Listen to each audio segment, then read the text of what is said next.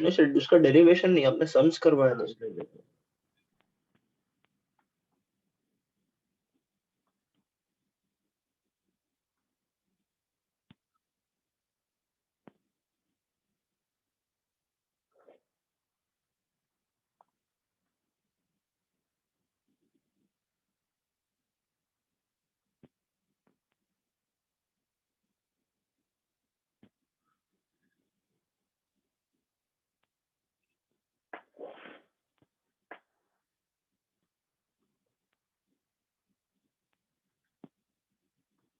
Collision तो वैसे सिखा ही चुका हूँ, मतलब उसमें कुछ है नहीं, थोड़ा सा एक ऐसा देखते हैं।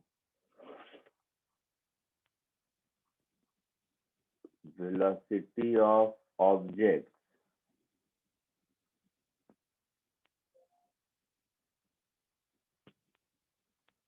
After collision.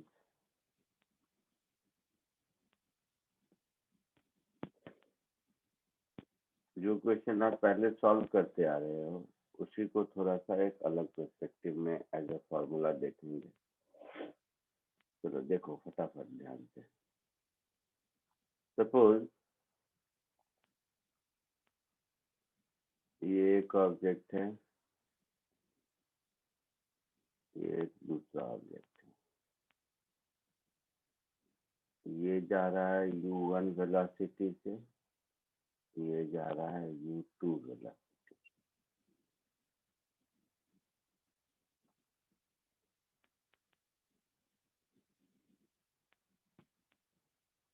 ये कोलिजन से पहले की कहानी है।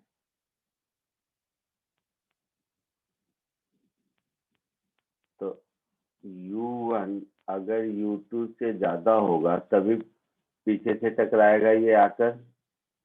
हाँ सर। ठीक है।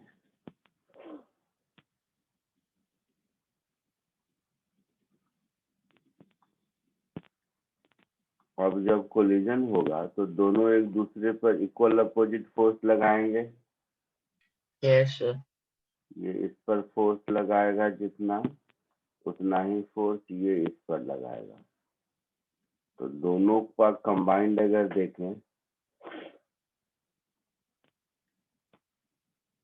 तो सिस्टम पर फोर्स 0 है, मतलब मोमेंटम कंजर्व रहेगा। यस। आफ्टर कोलिजन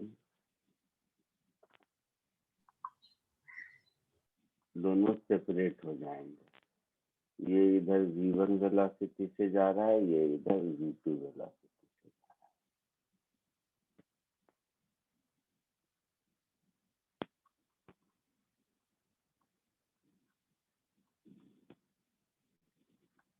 ठीक है।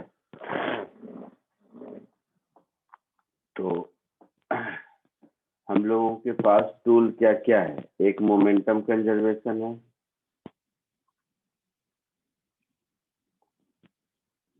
Applying law of conservation of linear momentum. हम ये लिख सकते हैं m1u1, इसका मास m1 है, इसका मास m2 है, इसका मास m1 है, इसका मास m2 है, इसका मास m1 है, इसका मास m2 है। तो m1u1 plus m2u2 is equal to m1v1 plus m2v2, ऐसा होगा। हाँ सर। और दूसरा टूल मेरे पास है कि इस कोलिजन का कोएफिशिएंट ऑफ रेस्टिट्यूशन अगर दिया हुआ है,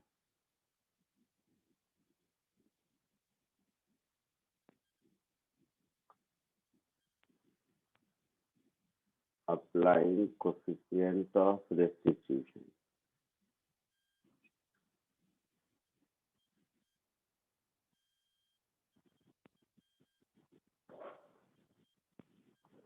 तो E is equal to velocity of separation, क्या होगा sir we are -v1 approach. क्या होगा? v2 - v1 हाँ, v2 minus v1 upon U1 minus U2. U1 minus U2। तो यहाँ से एक दूसरा इक्वेशन मिल गया मुझे, V2 minus V1 is equal to E times U1 minus E times U2, ये मिल गया। हाँ सर। तो इन दोनों इक्वेशन को सॉल्व करके मुझे V1 V2 मिल जाएगा।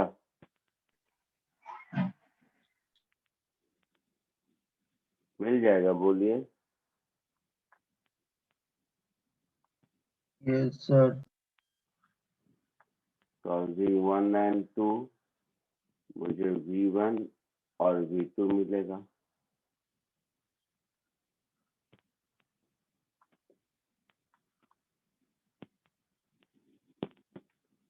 तो इसको कॉपी कर लो और फिर सॉल्व करके V1 V2 की वैल्यू बताओ क्या आता है।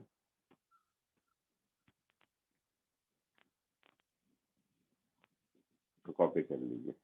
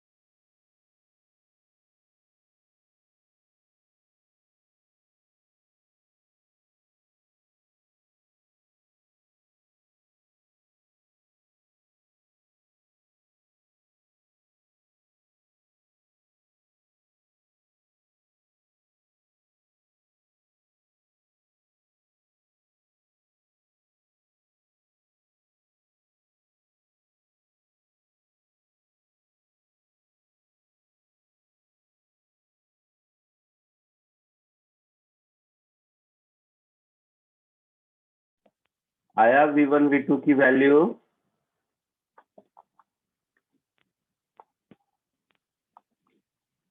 हाँ सर। बोलो क्या आया? सर V1 की वैल्यू है U1 into M1 minus M2E plus M2 U2 into 1 plus E divided by M1 plus M2।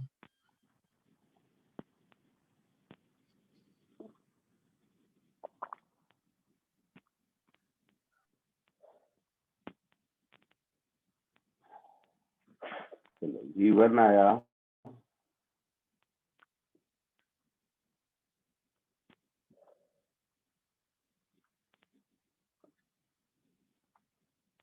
कुछ ऐसा आया M1 U1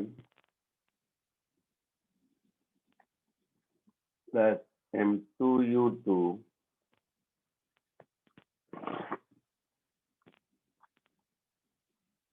plus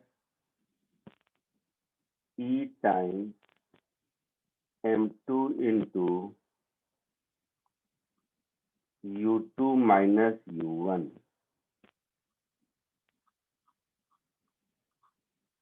divided by M1 plus M2।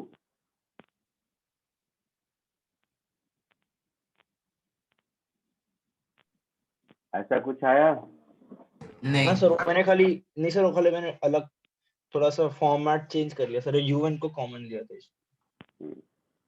इसलिए ऐसा अलग अलग दिख रहा है थोड़ा। हाँ सर, ये वैसे ही आया है ना।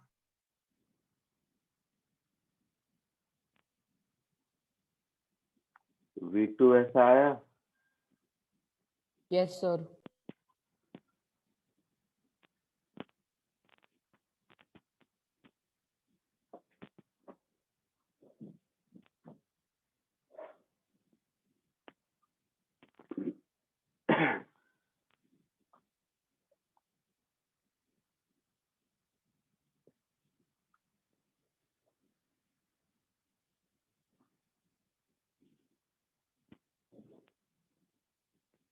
ये है दोनों आंसर। आगे बढ़े।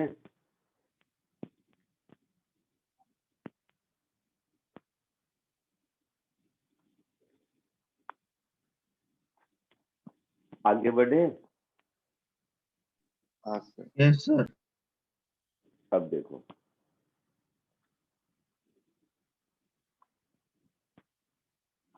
इस एक्सप्रेशन को याद रखने से ये कुछ फायदे हैं। मतलब देखने में बड़ा जरूर लगता है बट हाईली सिमेट्रिकल रिजल्ट है, तो चाहो तो इस रिजल्ट को याद रख लो। इससे क्या है, आपका बहुत सारा काम बन जाता है। अब देखो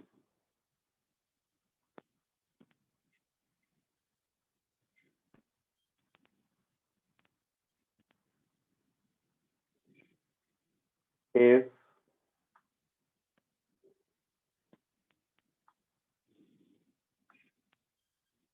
collision is perfectly inelastic,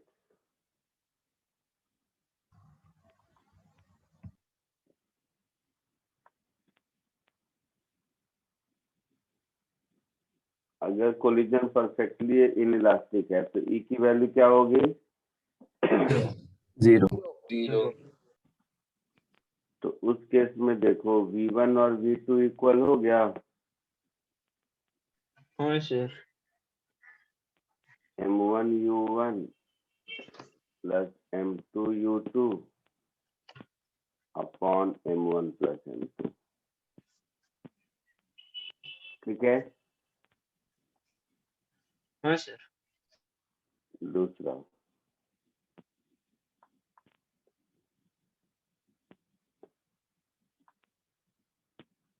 if collision is elastic,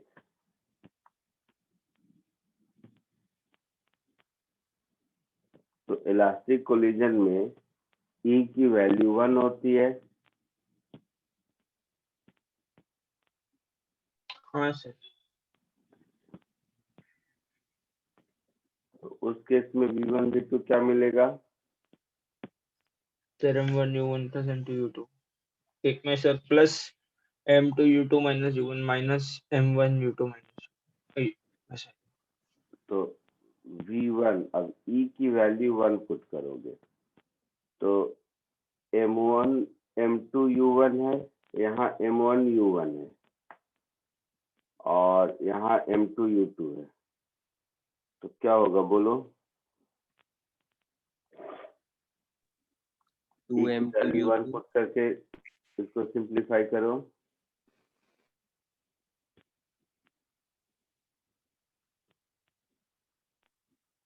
तो 2m2 u2 M1 minus M2 U1 upon M1 plus M2 plus 2M2 upon M1 plus M2 into U2, ऐसा होगा V1? बोलो। हाँ सर और V2 क्या हो हाँ जाएगा? M2 minus M1 upon M1 plus M2 U2 plus 2M1 upon M1 plus M2 U1, ऐसा हो जाएगा? Yes sir.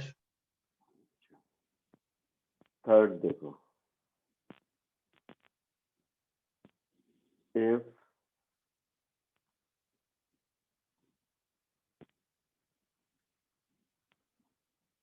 collision is elastic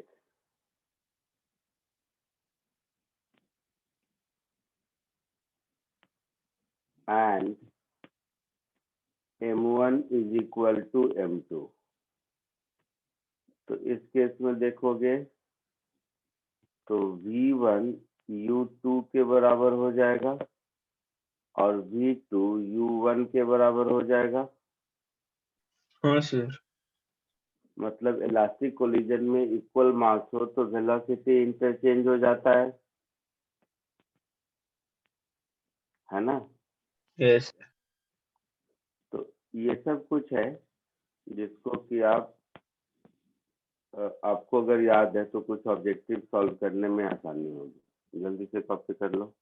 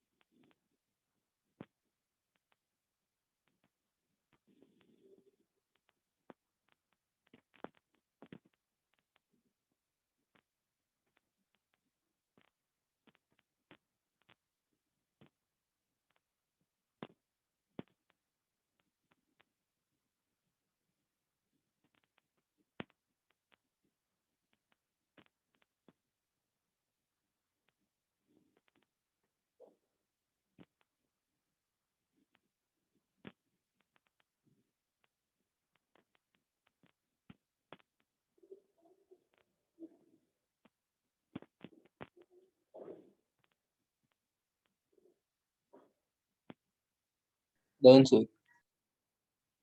ठीक।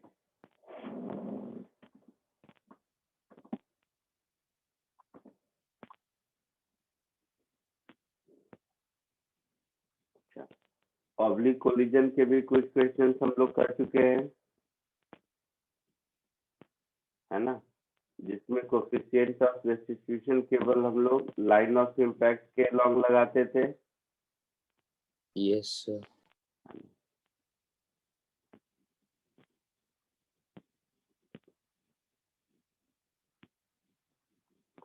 मैं इसी चाह रहा था काइनेटिक एनर्जी वाला शॉर्टकट बताऊं कि नहीं।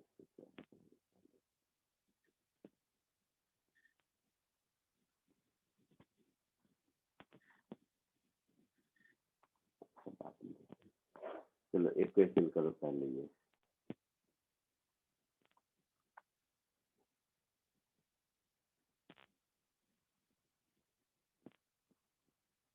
लिख रहा है सबको? हाँ सर। ठीक है।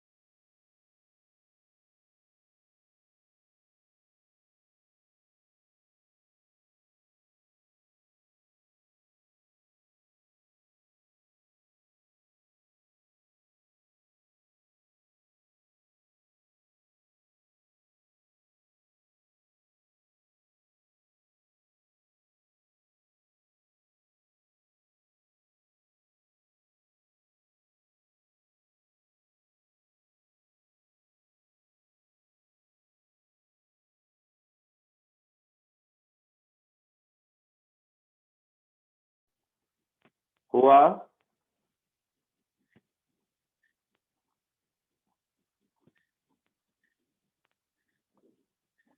बोलो।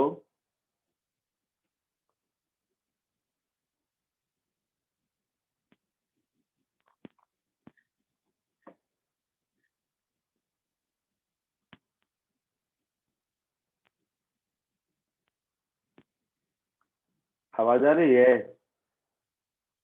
Yes sir. मैंने पूछा हुआ? नहीं सर, नहीं हुआ।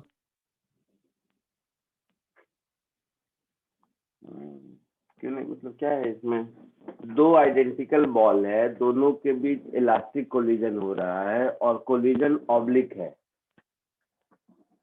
तो वेलोसिटी आफ्टर कोलिजन एक दूसरे के परपेंडिकुलर होगा, ये प्रूव करना है।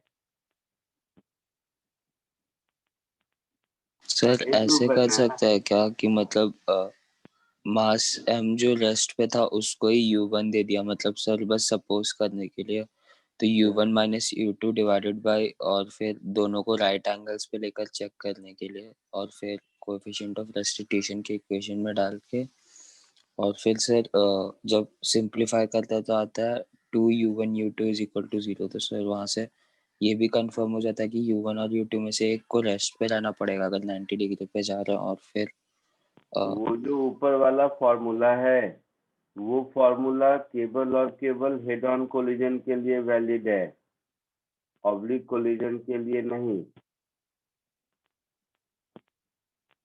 मान लो ये ऑब्जेक्ट u वेलोसिटी से जा रहा था और ये वाला ऑब्जेक्ट रेस्ट पर है, ये इसको ऑब्लिकली स्ट्राइक किया,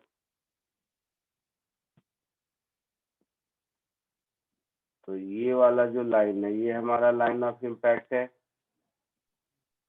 है ना?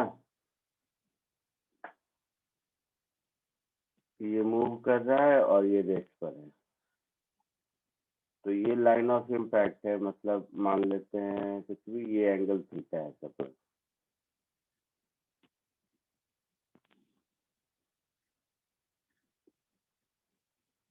ठीक है,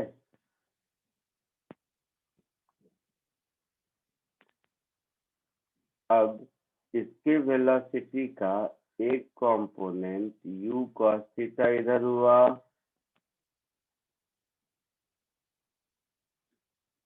और इसके वेलोसिटी का दूसरा कंपोनेंट u sin थीटा इधर हुआ। यही कहानी है ना? हाँ सर।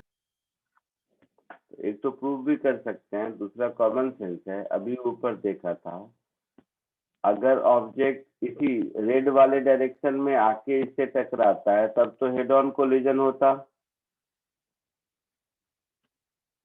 है ना, लेकिन ये तो ब्लैक वाले लाइन की तरफ जा रहा है, तो हम ऐसा कह सकते हैं, ये प्रूव भी कर सकते हैं। तो ऐसे सोचो कि ये अगर इधर आ रहा है, दोनों आइडेंटिकल है, ये रेस्ट पर है और ये u cos थीटा से है, तो आफ्टर कोलिजन वही सब लगाएंगे जो ऊपर फॉर्मूला लगाया था। तो आफ्टर कोलिजन जब दो ऑब्जेक्ट एक दूसरे से टकराता है,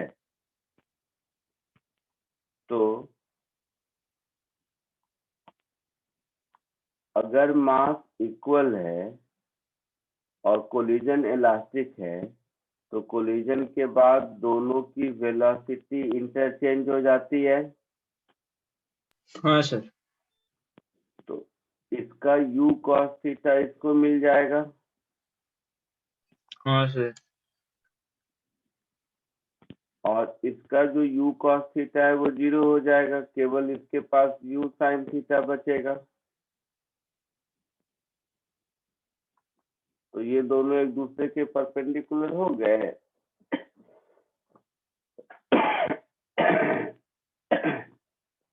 ये दोनों एक दूसरे के परपेंडिकुलर हो गए। हाँ सर, मैंने भी ऐसे ही किया, वेक्टर एडिशन से किया।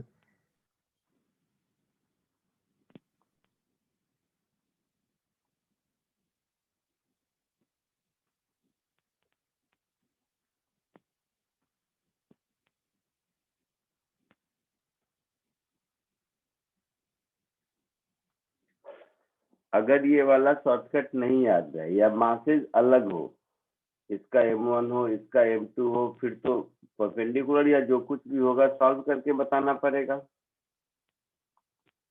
है ना? ये शॉर्टकट नहीं लगा पाएंगे, तो एक पहले इसको लिख लो, फिर प्रॉपरली सॉल्व करके कैसे करते हैं वो भी देखेंगे।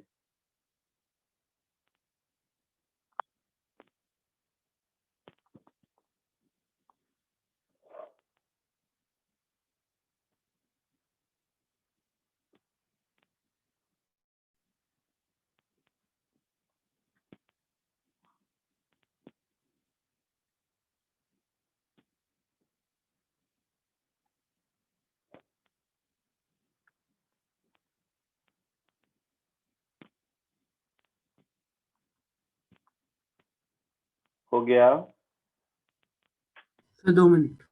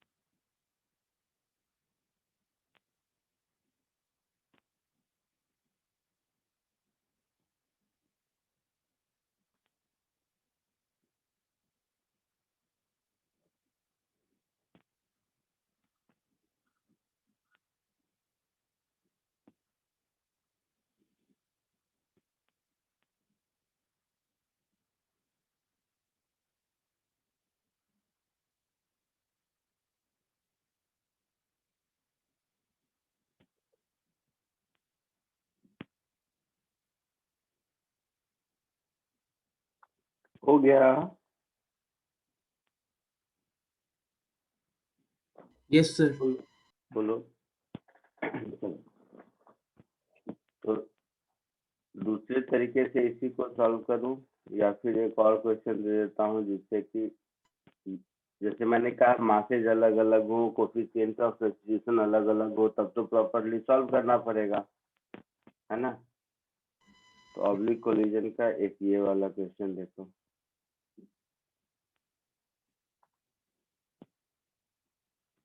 इसमें सब कुछ आ गया, जितने टाइप के क्वेश्चन पूछ सकते हैं इसे क्वेश्चन में।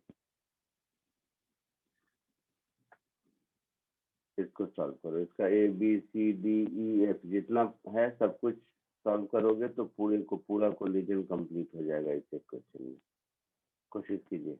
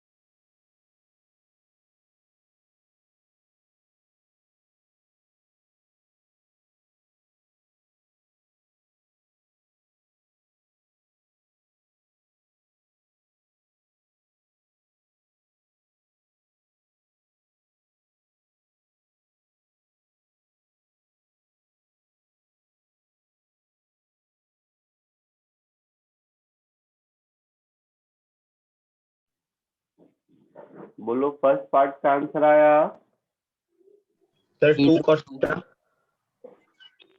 थीटा बीटा कहाँ मालूम बेटा किसी को? 8 root 2 आया फर्स्ट का ए का। नहीं, गलत हो गया।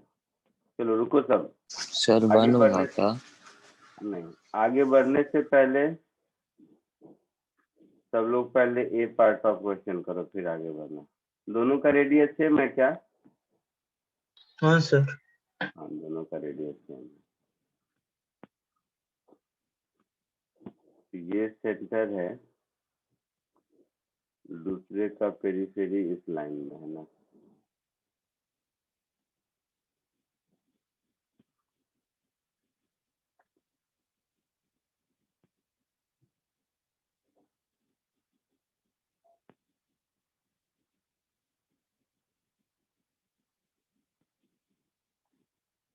इधर देखो,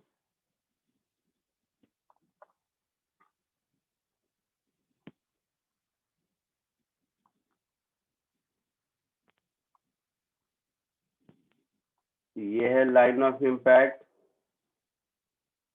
है ऐसा? हाँ सर। इसकी वेलोसिटी 4 मीटर पर सेकेंड इधर है, और इसकी वेलोसिटी दूसरे कलर से कर देते हैं, इसकी वेलोसिटी 2 मीटर पर सेकेंड इधर है। दोनों का रेडियस सेम है,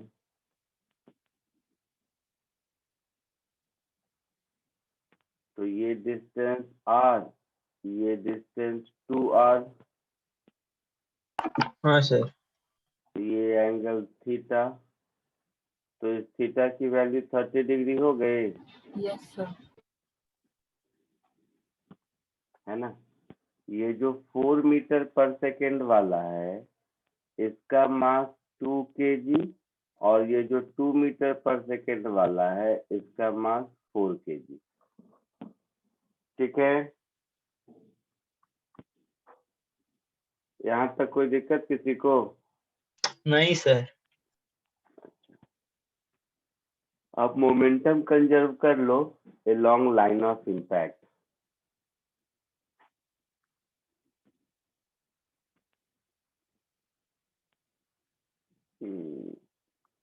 तो इनिशियल फाइनल लिख दूंगा, क्या करूँगा इसको, है एक ही वाली। अप्लाइंग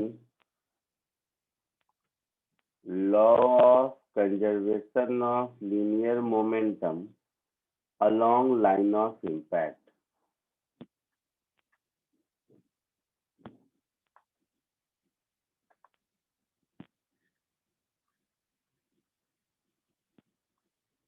इसको मैं लिखूंगा 2 into 4 cos थीटा, हाँ सर। और ये थीटा, तो ये एंगल भी थीटा होगा ना, हाँ सर।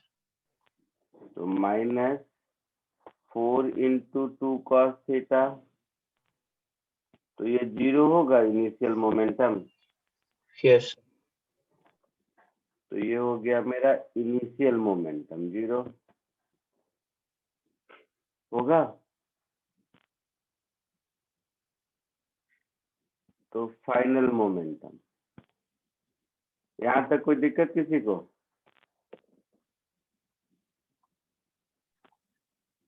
बोलो। नहीं सर। नहीं सर। अब क्वेश्चन में देखोगे तो क्या लिखा है कि find the common velocity along line of impact, ये लिखा है ना।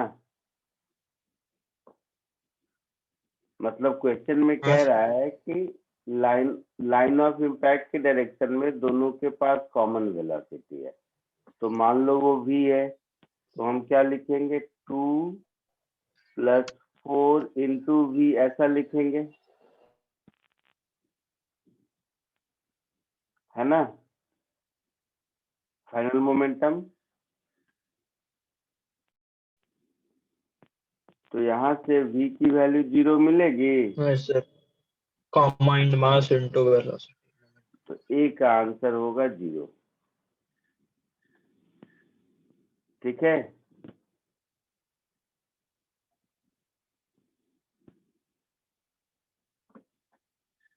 आया समझ में?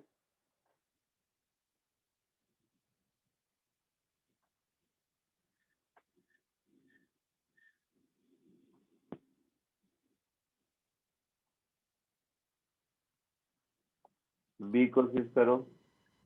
सर कॉमन वेलोसिटी का क्या मतलब है?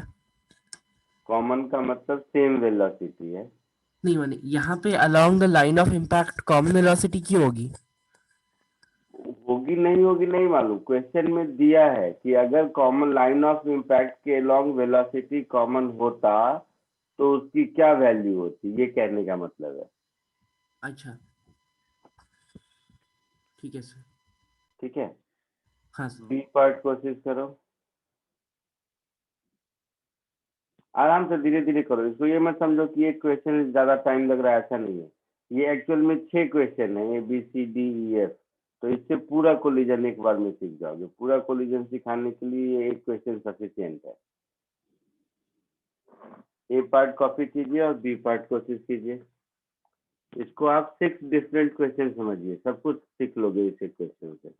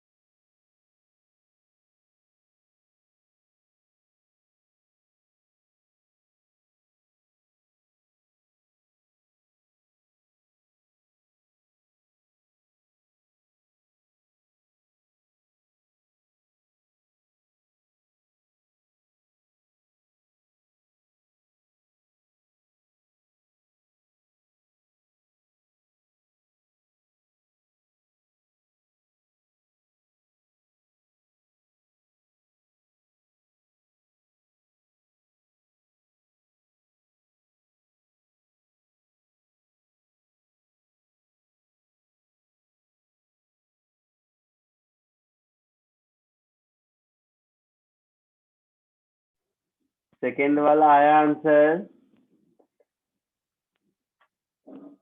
1/√3 और 2/√3।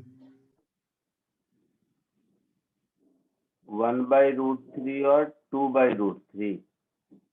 हाँ सर, ठीक ये है, टोटल नहीं है, अलोंग लाइन ऑफ इम्पैक्ट है। हाँ along line of impact he पूछा है ना बी पार्ट में। हाँ सर, हाँ फाइनल ये, velocities along line of impact. हाँ सर ये है। करेक्ट है आपको। आ गया सबको या बताऊं मैं?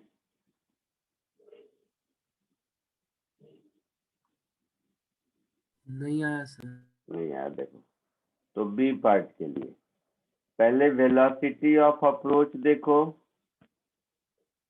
कितना है। अभी ऊपर डायग्राम बना हुआ है, दोबारा कौन बनाएगा? तो वेलोसिटी ऑफ अप्रोच कितना है बताओ?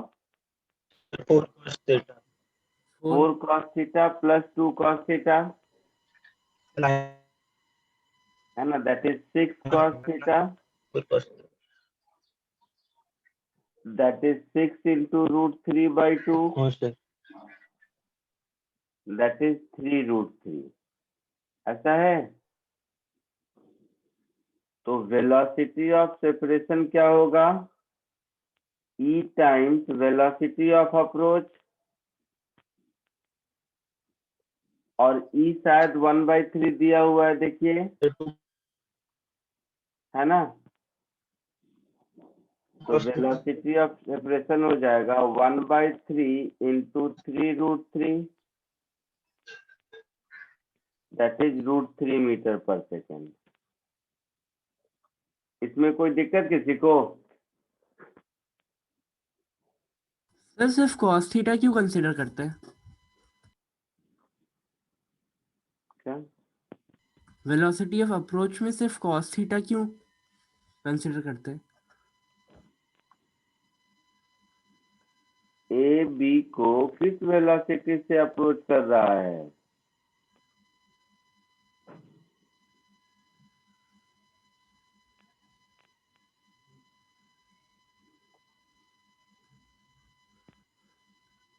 हॉरिजॉन्टल डायरेक्शन की बात कर रहे हैं? हॉरिजॉन्टल में ये है कहाँ? ये तो यहाँ पर टेढ़ा है। हाँ तो कोफिशिएंट ऑफ रेस्टिट्यूशन में सिखाया था।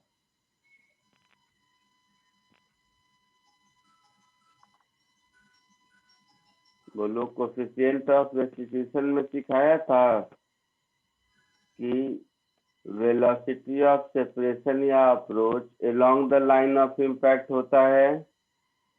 अच्छा, हाँ सर याद आया, समझा सर।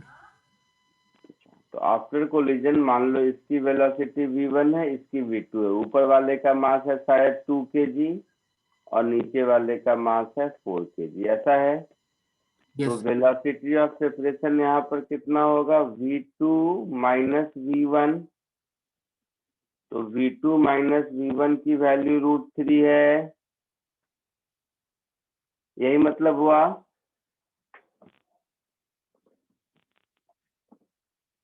बोलो।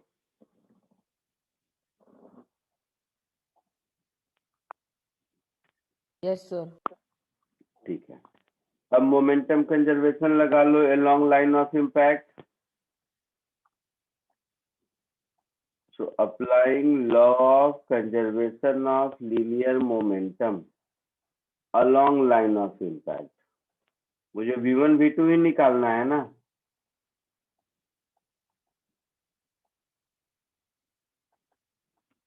तो ऊपर वाले का मास 2 kg है, तो 2 इंटू इनिशियली था 4 cos थीटा,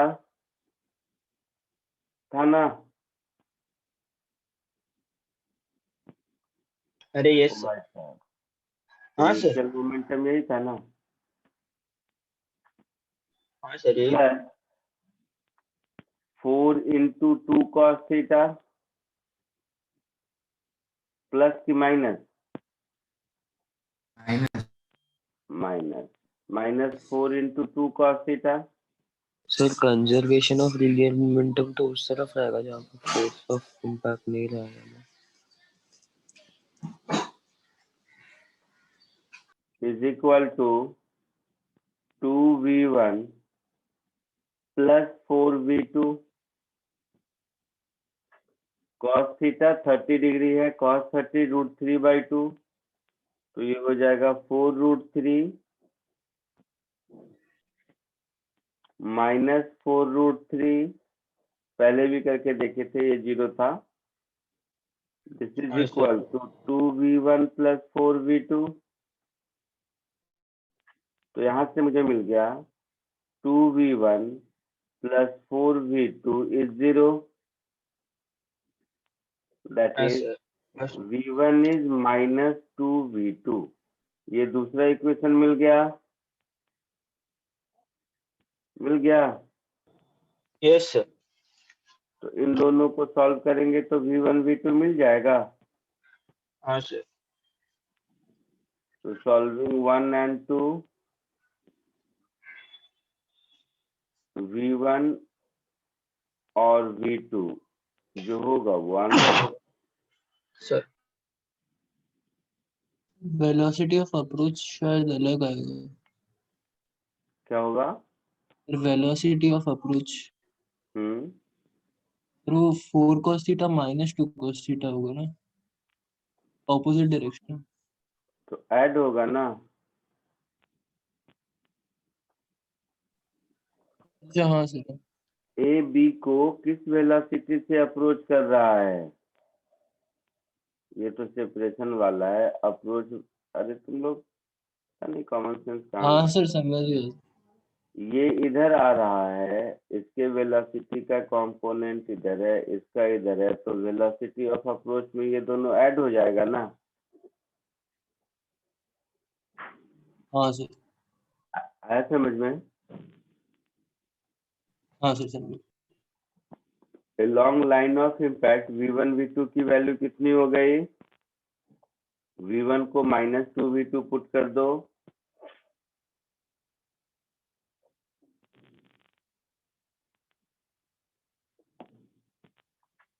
तो v1 हो गया 1/√3।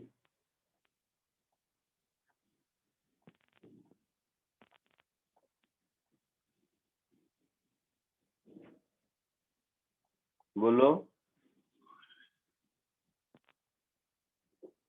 Yes sir. हाँ सर। और v2 कितना हो गया? 1/2√3। माइनस 1/2√3। हाँ सर। माइनस मतलब हम लोगों ने जो डायरेक्शन लिया है उसके हिसाब से, तो v2 माइनस मतलब v2 इधर ही होगा, आई मीन पीछे की ओर। जो हमने डायरेक्शन लिया है इसका उल्टा। सर वो V2 की वैल्यू आएगी ना सर 1 पर। क्या हो गया? सर V2 की वैल्यू आएगी ना 1/√3। हाँ v2 1/√3। मैं भी, अच्छा ये 2 1 उल्टा लिख दिया, v2 हाँ ये v1। और सर वो ऊपर चला जाएगा। ठीक है, जल्दी इसको कॉपी करो। अब बोलो, कौन कह रहा था मोमेंटम कंजर्वेशन किधर लेंगे किधर नहीं लेंगे? नहीं सर, वो मेरे को लगा कि उसके लिए कर रहे थे सर, कंपेयर करने के लिए वेलोसिटीज। बाद में लाइन ऑफ इम्पैक्ट की जगह वो दूसरे साइड पे रहता है ना सर, जहाँ पर फोर्स 0 रहता है, वैसे सोच रहा था। लेकिन लाइन ऑफ इम्पैक्ट पे क्वेश्चन था इसलिए। लाइन ऑफ इम्पैक्ट के परपेंडिकुलर डायरेक्शन में इंडिविजुअल मोमेंटम कंजर्व रहता है, हाँ सर वही और लाइन ऑफ इम्पैक्ट के अलोंग सिस्टम का मोमेंटम कंजर्व रहता है।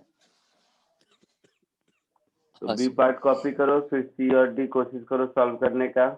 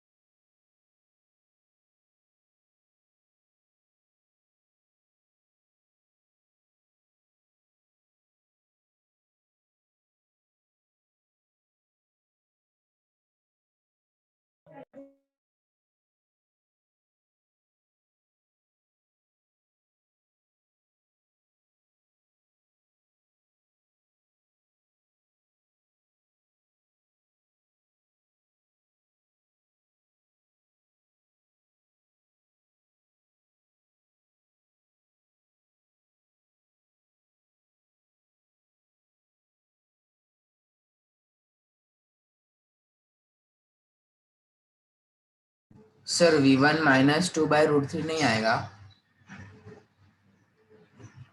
क्या बोल रहे हो? v1 माइनस 2/√3 नहीं आएगा?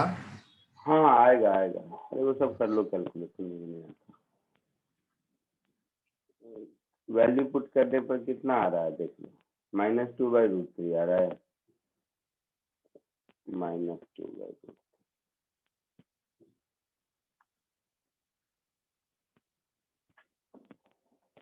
कॉपी कर लिया बी पार्ट सबने?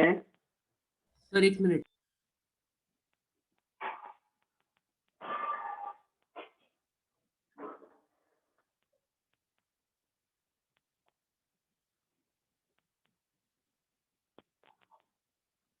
सी डी आसान है,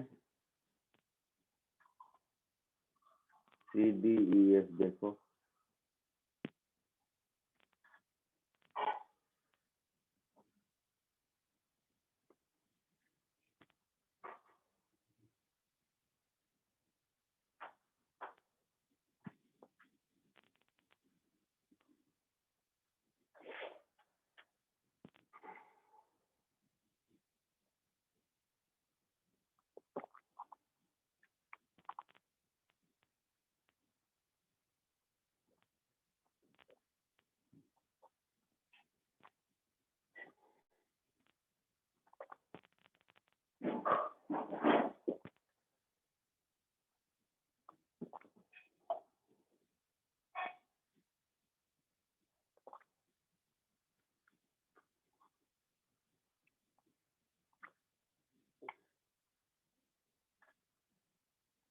लिख लिया सबने?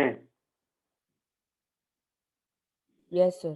हाँ अब सर। एक नई चीज सब लोग सीखो, सब लोग देखिएगा, ये पहले मैंने नहीं बताया है क्योंकि कभी किसी क्वेश्चन में मिला नहीं। अब तुम लोग सोच रहे हो कि ए पार्ट में जो कॉमन वेलोसिटी पूछा है उसका क्या मतलब है, जबकि आफ्टर कोलिजन तो अलग अलग वेलोसिटी जा रहा है, ऐसा दिमाग में ख्याल आ रहा होगा, हाँ सर। है ना? तो होता क्या है, हाँ सर। जब भी दो ऑब्जेक्ट टकराता है और टकराने के बाद सेपरेट होता है, तो सेपरेट होने के बीच में कुछ देर तो कॉमन वेलोसिटी जाता है ना, जब तक कांटेक्ट में है। अच्छा। हाँ सर। ये बात समझ आया?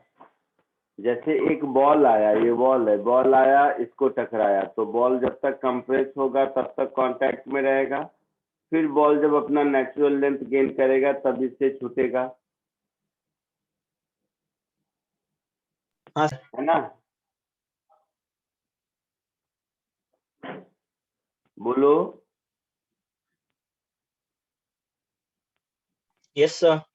अच्छा, तो ये बात समझ में आई कि कॉमन कोई भी कोलिजन होगा ड्यूरिंग टाइम ऑफ इम्पैक्ट, जैसे जब तक दोनों एक दूसरे के साथ कांटेक्ट में है तब तक तो कॉमन वेलोसिटी से चलेगा ही चलेगा, ठीक है? हाँ सर। अच्छा, तो समझो ध्यान से। अब डिफॉर्मेशन और रिफॉर्मेशन क्या है, तो इनिशियल वेलोसिटी से कॉमन वेलोसिटी पर ऑब्जेक्ट जब आएगा तब तक उसका शेप डिफॉर्म हो रहा है, और कॉमन वेलोसिटी से फाइनल वेलोसिटी पर जब पहुंचेगा तो वो शेप रीगेन कर रहा है, दैट इज रिफॉर्मेशन हो रहा यस सर। है ना? तो ये पार्ट सिखाना मेरा पर्पस था, जिसको एज अ थ्योरी सिखा पाना मुश्किल है, कि कैसे हम लोग इम्पल्स ऑफ डिफॉर्मेशन या रिफॉर्मेशन निकालते हैं। क्लियर है मैं क्या बोला?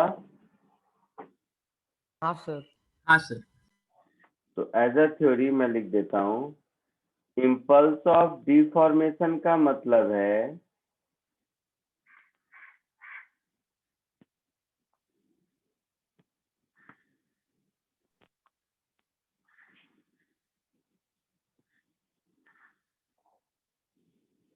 इम्पल्स ऑफ डिफॉर्मेशन का मतलब होता है कि इनिशियल वेलोसिटी से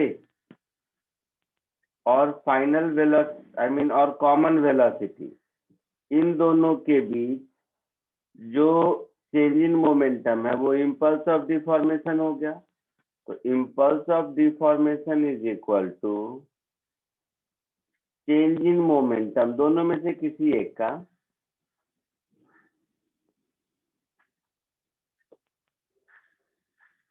चेंज इन मोमेंटम बिटवीन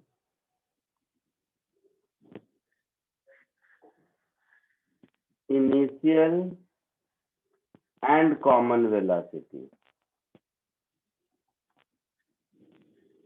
तो देखो ए पार्ट में कॉमन वेलोसिटी निकाला था हमने, तो सपोज m1 या m2 किसी एक का निकालोगे, एक ही बात है। तो सपोज हम लोग m1 का निकालते हैं, तो m1 कॉमन वेलोसिटी भी जो ए पार्ट में निकाला था ये हो गया फाइनल, और इनिशियल u1 तो ये हमारा हो गया impulse of deformation. Okay sir. आया समझ में? हाँ सर। और ये इम्पल्स किधर लगेगा? लाइन ऑफ इम्पैक्ट के अलोंग, दैट इज इस पर इधर लग रहा है जितना जे, इस पर उतना ही लग रहा है इधर। तो ये जो u1 है वो प्रिसाइजली u1 का तो ये मतलब हो गया अपने कॉस थीटा नहीं क्वेश्चन होना में, चाहिए। हाँ अपने क्वेश्चन में u1 cos थीटा, हाँ सर। है ना?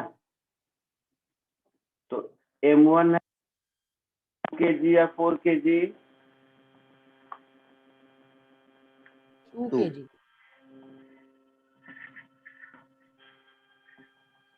सर m1 2 था। 2 था। 2 तो ये हो गया 2 इंटू 0 माइनस u1 4 था शायद, और cos 30 √3/2, है ना? आया समझ में? Yes sir. तो -4√3 kg मीटर पर सेकेंड, ये हमारा आंसर होगा इम्पल्स ऑफ डिफॉर्मेशन का। ठीक है?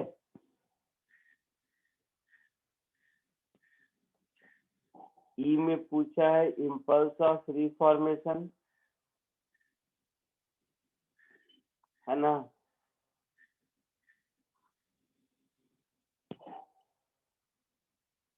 तो yes sir. Coefficient of restitution के डेफिनेशन में ही देखा था हम लोगों ने कि E is coefficient of deformation upon coefficient of reformation, sorry impulse of deformation upon impulse of reformation, ऐसा कुछ याद है?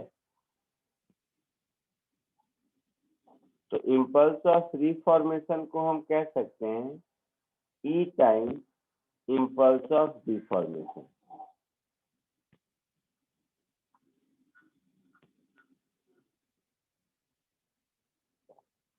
या अगर अलग से कैलकुलेट करने जाएं तो इसका ये मतलब हो गया कि कॉमन वेलोसिटी से फाइनल वेलोसिटी के बीच का जो चेंज इन मोमेंटम हुआ वही इम्पल्स ऑफ रिफॉर्मेशन हुआ। आया समझ में?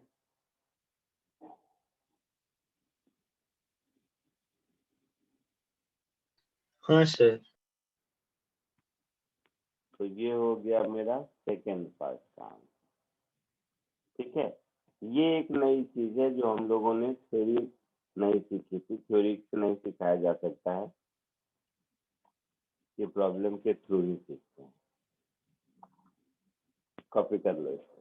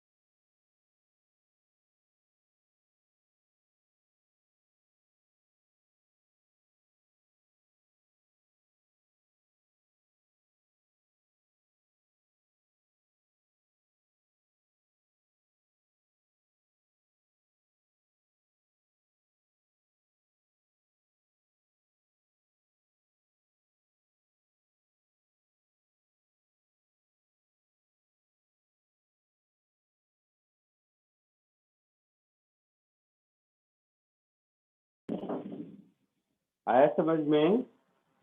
Yes sir. अब एक बार जो बाकी इसका ई और एफ पोर्शन है क्वेश्चन का, एक बार सोचो। ई और एफ क्वेश्चन के लैंग्वेज से देखो। जैसे ई में क्या पूछा है, maximum potential energy of deformation. Question का लैंग्वेज समझ आ रहा है? Maximum potential energy of deformation. तो इसका मतलब क्या हुआ कि ऑब्जेक्ट जब डिफॉर्म हो गया, मतलब कॉमन वेलोसिटी पर चल रहा है, दोनों में से कोई एक, तो उस समय काइनेटिक एनर्जी कितना है और पहले काइनेटिक एनर्जी कितना था, इन दोनों का जो डिफरेंस होगा वही पोटेंशियल में कन्वर्ट हुआ होगा।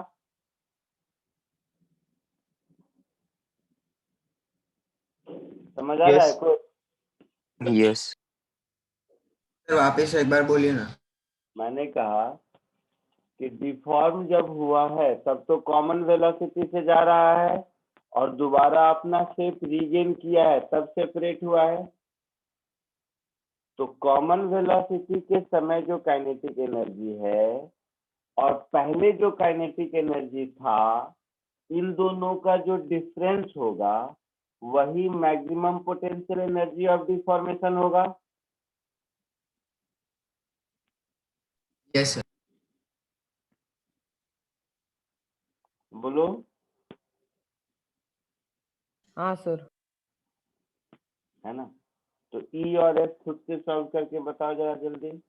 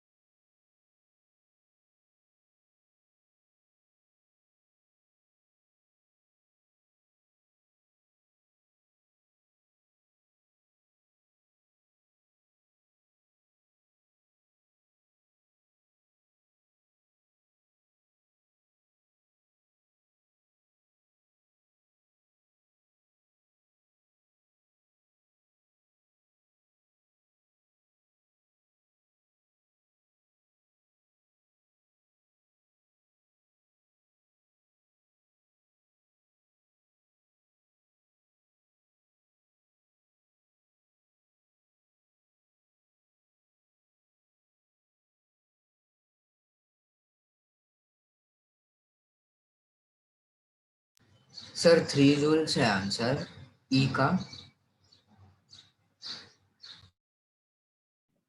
नहीं,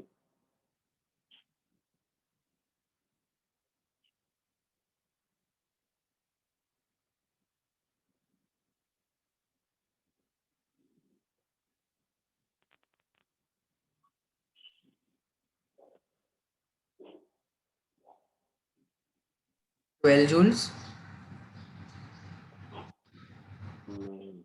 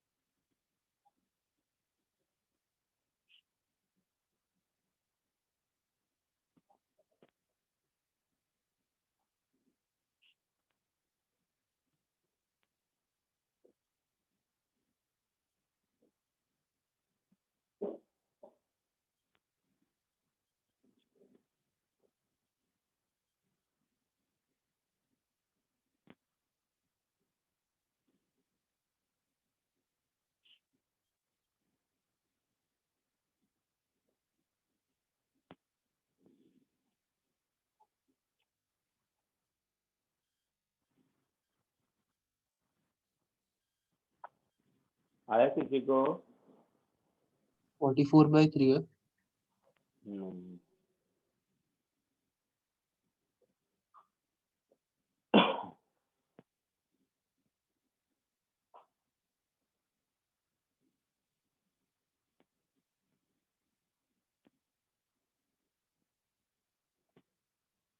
देखो, तो maximum potential energy of deformation, तो डिफॉर्म इसमें क्या हुआ है, दोनों ऑब्जेक्ट हुआ है ना? तो दोनों में से दोनों का एनर्जी लॉस कितना हुआ है, वो इस पूरे सिस्टम का टोटल एनर्जी ऑफ डिफॉर्मेशन होगा। तो जिस समय कॉमन वेलोसिटी से चल रहा है वो तो मालूम है, तो हम इसको ऐसे लिख सकते हैं, I mean kinetic energy loss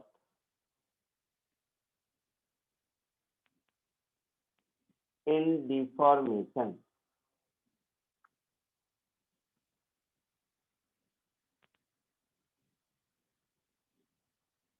ये कुछ ऐसा हो जाएगा मेरा, half m1 u cos theta का स्क्वायर प्लस u1 कर दो, half m2 u2 cos theta का square minus half m1 plus m2 common velocity का स्क्वायर। समझ आ रहा है?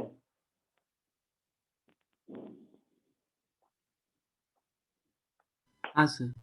अच्छा, अब तुम लोगों को लगता होगा कि एनर्जी तो स्केलर क्वांटिटी है, ये एनर्जी में cos थीटा sin थीटा क्यों लिया सर ने? तो मत लो, नहीं भी लोगे तो क्या फर्क पड़ेगा, क्योंकि कोलिजन के समय या कोलिजन के बाद जो साइन थीटा वाला कंपोनेंट है दोनों के एनर्जी का, दोनों के वेलोसिटी का, वो तो अनचेंज रहेगा। तो कैंसिल हो जाएगा। वो अनचेंज रहेगा। और काइनेटिक एनर्जी के formula half M V square में, आई मीन रूट के अंदर u cos थीटा का square plus u sin theta का स्क्वायर और इस सब का होल स्क्वायर आएगा। तो इनिशियल और फाइनल दोनों में आएगा, कैंसिल हो जाएगा। हाँ सर। ये बात समझ आई? हाँ सर। हाँ सर। हाँ तो सर। ये देखो क्या आंसर आता है।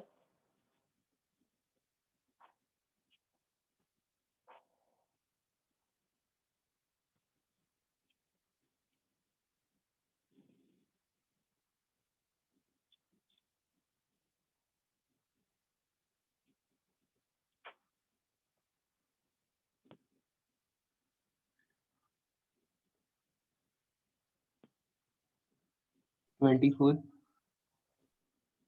18 आना चाहिए शायद, मतलब जो आंसर लिखा हुआ है बुक में वो 18 है।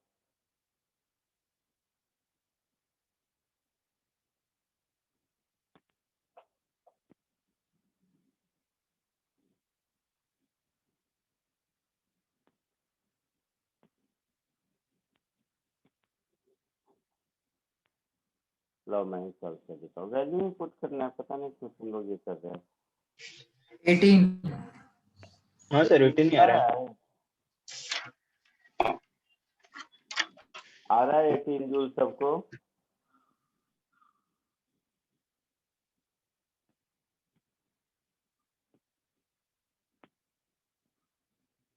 आया सबको 18 जूल? हाँ सर आया। हाँ सर। एफ कीजिए, loss in kinetic energy due to collision. इसमें तो फाइनल और इनिशियल को कंपेयर करना है ना।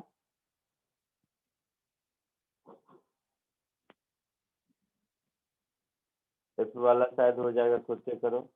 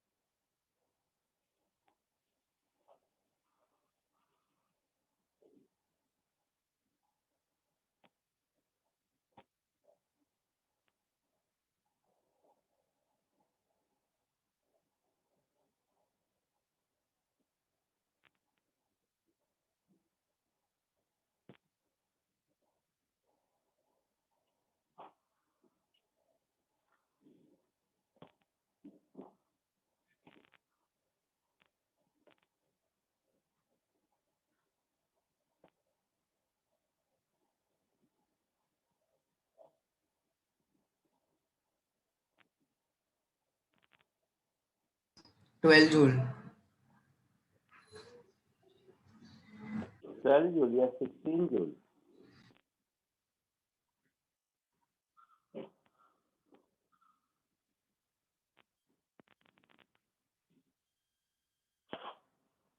लॉस तो इनिशियल माइनस फाइनल होगा, तो हाफ m1 u1 स्क्वायर में साइन थीटा वाला तो अनचेंज रहेगा, वो तो इनिशियल और फाइनल दोनों रहेगा।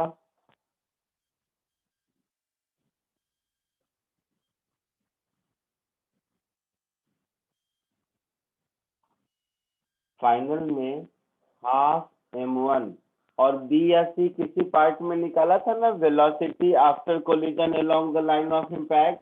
Yes sir yes sir. तो half m1 v1 square minus half m2 v2 square. 0 नहीं जीरो नहीं, m1 कितना था, 2 kg और 4 kg? 4 kg। और u1 cos थीटा कितना था? सर 2 M1 into 2 था cos ना? 30। क्या हुआ? सर m1 2 था M1 और 2 kg था। 2 अच्छा और u1 cos थीटा √3 था। तो m1 2 था और cos थीटा ये कितना होगा? u1 4 था शायद, तो 4 into u1 √3 cos by theta 2, 2 √3 था, हाँ सर। तो 2 √3 का स्क्वायर प्लस हाफ m2 4 था और ये केवल √3 था शायद,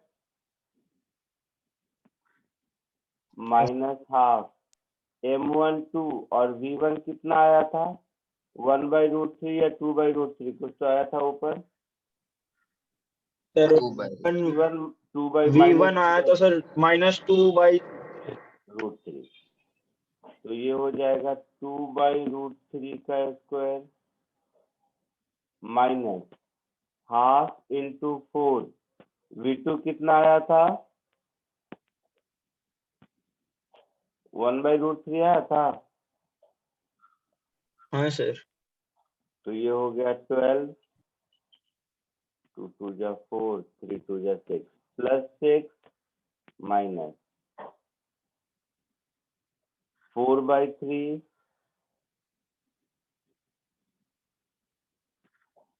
माइनस 2 by 3, ऐसा। तो 18 minus 6 by 3, so 18 minus 2, that is 16 joule।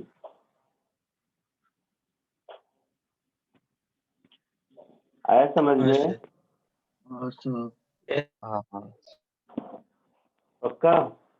ये सर। हाँ सर। तो ये एक क्वेश्चन में 5 पार्ट हैं, ये 5 क्वेश्चन के बराबर है। ये इस एक क्वेश्चन से कोलिजन का सब कुछ सीख सकते हो। हाँ सर 20 मार्क का question.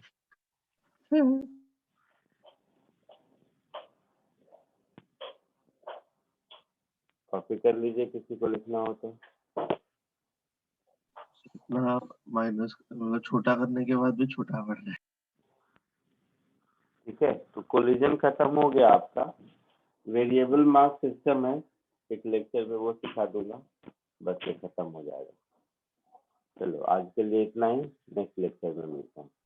Bye sir. Thank you, sir. करते रहिए। Bye Bye, sir. Bye, Thank you, sir. sir. Thank you, sir. Bye. Thank you sir.